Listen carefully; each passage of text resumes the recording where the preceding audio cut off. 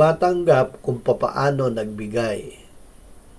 Pinagpala ang mga mahabagin dahil sila rin ay kahahabagan. Mateo 5:7. Ang mapalad ay pinagpala, may malalim na kagalakan, pabor at espiritual na kabutihang mula sa Diyos.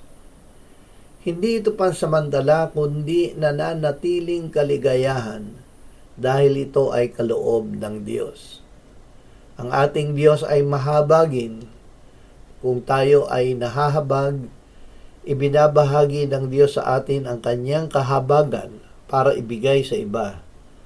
Ang ibinigay nating habag ay muling ibibigay sa atin ng Diyos. Salamat, Ama, sa mga pagkakataon na pinagkakatiwalaan mo kami ng iyong habag para ibigay sa nangangailangan ng habag. Salamat din sa mga pagkakataon na kung kami ay mga ilangan ng habag, ay kahahabagan mo rin kami gamit ang iba. Amen.